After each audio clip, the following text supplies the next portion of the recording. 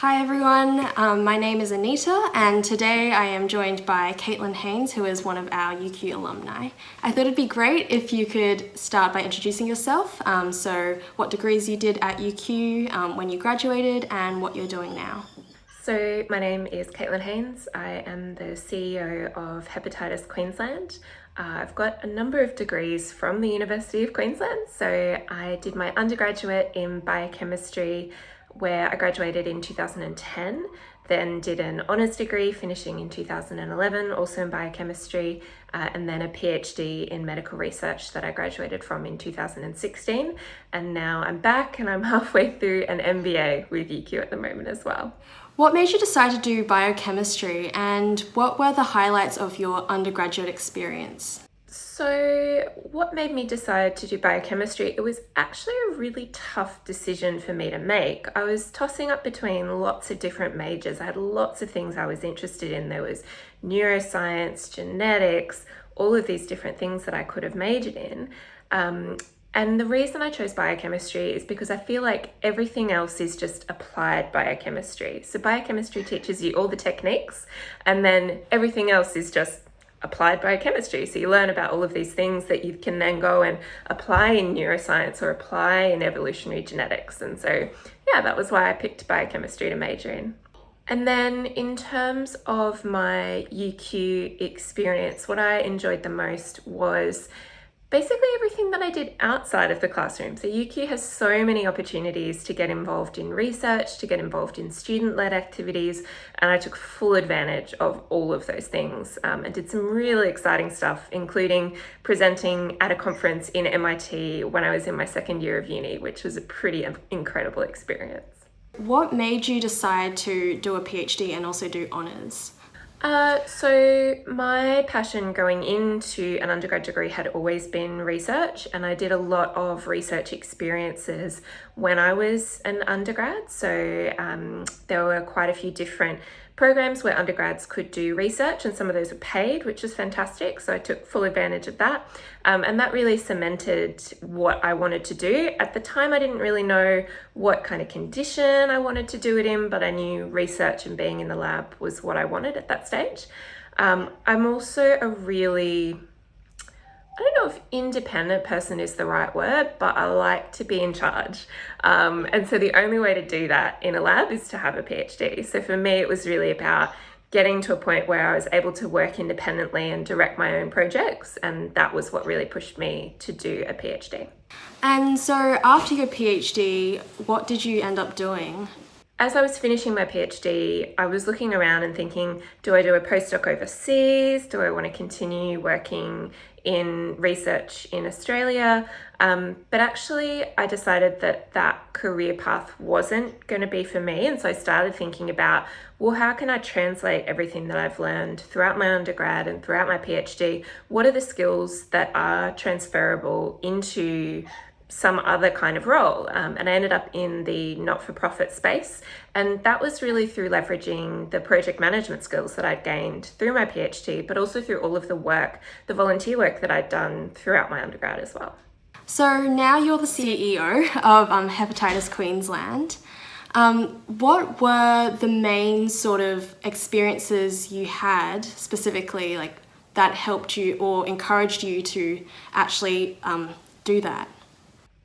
Yeah, so I came into this role. I was actually being mentored by the previous CEO at Hepatitis Queensland, and she put my name forward when she was leaving and said, I think you can do this. And I went, actually, I think you're right. I think I can do this. So it was really, I was about a year into my MBA at the time as well. So going back and getting that general business background has been really helpful for me, because it is a really different language and a different environment than what you're taught doing a science degree or doing a PhD. But the skills that I learnt in the science degree and in the PhD, all about evidence-based decision-making, are so important in all kinds of business. So that was a real key thing that the board of Hepatitis Queensland was looking for, was someone who's going to make decisions based on, well, what does the evidence tell us about what's going to be successful in particular situations? And I was really able to bring that from my experience as a PhD student and as a Bachelor of Science student.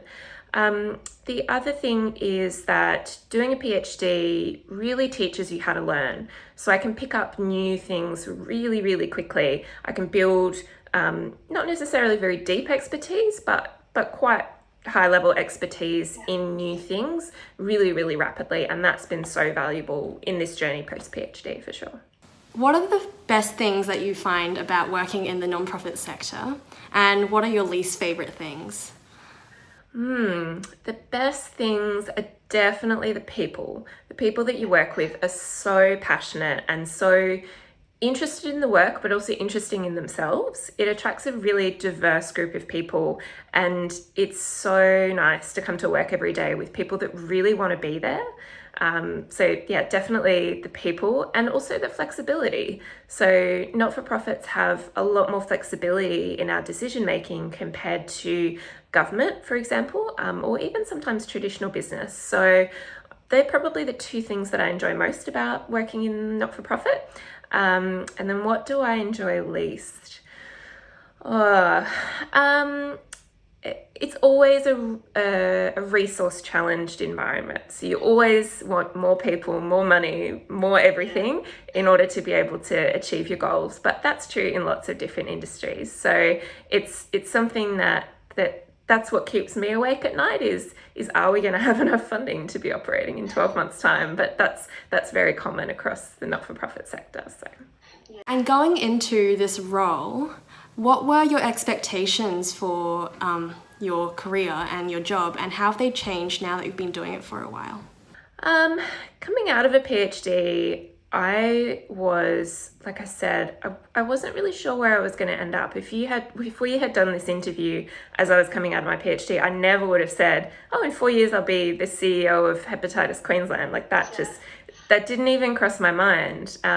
But that's been true of most of my career decisions, actually. I very much believe in being prepared and being prepared to take advantage of the opportunities that present themselves. So it's not necessarily that I sit down and I say, right, my next position is this. It's more that I sit down and I think, okay, what am I interested in? What are the skills that I think I need to build up? Do that work, and then you're ready for when the CEO steps down and says you should take this role, you go, yeah, I'm ready for that. I've got the skills that I need to do that, but I had never sat down and targeted it and said, this is going to be my next job. So I think it's really about building the skills that are going to get you to the level that you want to be, but I'm never particularly specific about it's going to be this job at this company. It's all about where you can see the opportunity. So from your science degree and from your PhD, what do you think were the most valuable experiences and the sort of experiences you would recommend for current undergraduate students to try and pick up? Definitely experience in a lab. So I know that you've got practical classes as part of your undergrad courses, but actually doing research is very, very different and much more exciting than what you get to do in a prac in undergrad. It's not so formulaic, and you get to do some really interesting stuff. So if you have the opportunity to do a research project, whether that's for credit or not for credit, I would definitely take the opportunity to do that. Get into a lab a couple hours a week. Most projects that I did were about 10 hours a week in a lab, and for about 6 months, most of them.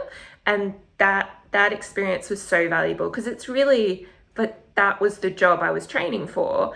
And it's so valuable to get that hands-on experience of, well, what is this going to be like day to day? Because it's very different to what you see in a practical lab as part of the university course. So that would be my number one recommendation is whatever it is that you're interested in, whether that's research or whether that's something else, try and get some kind of practical experience in that. If it's a research project, if it's an internship, even if the university isn't running a particular program, if you say to someone, I'm interested in this, they're going to help you out. So don't be afraid to ask the university or to ask the company or wherever you see yourself in the future and say, I'm really interested in working with you for this period of time. How can we make that happen? So I would definitely recommend that for sure.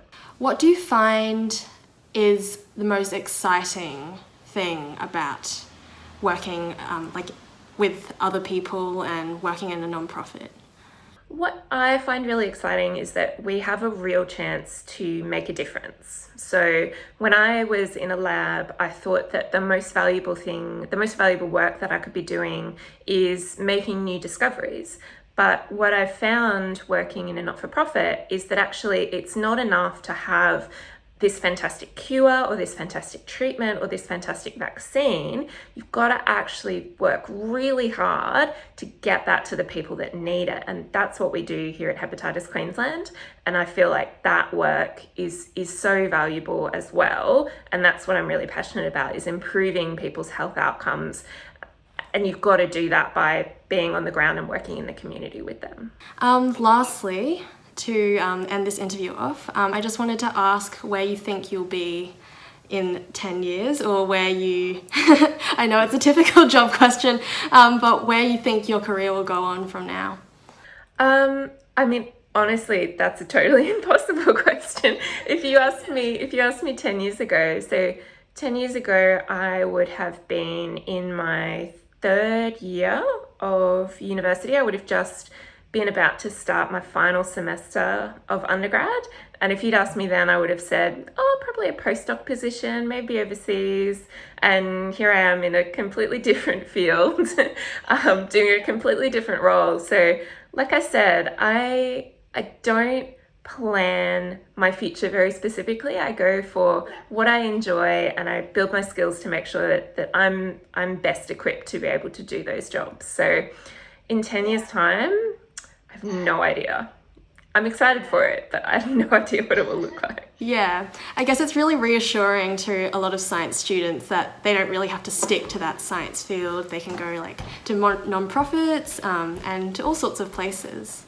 Yeah, but I use the skills and the knowledge from my science degree every day. So yesterday we were discussing some changes to some global elimination targets, and I could take the learnings from statistics, for example, and use that as part of the conversation. And then this morning when I talk to the ABC, I'm going to be talking about notifications and treatment and all that kind of stuff. And a lot of that is based on the knowledge that I got from my undergrad degree. So it's definitely something I still use every day, even in a field that's quite different to what I originally thought I'd be in.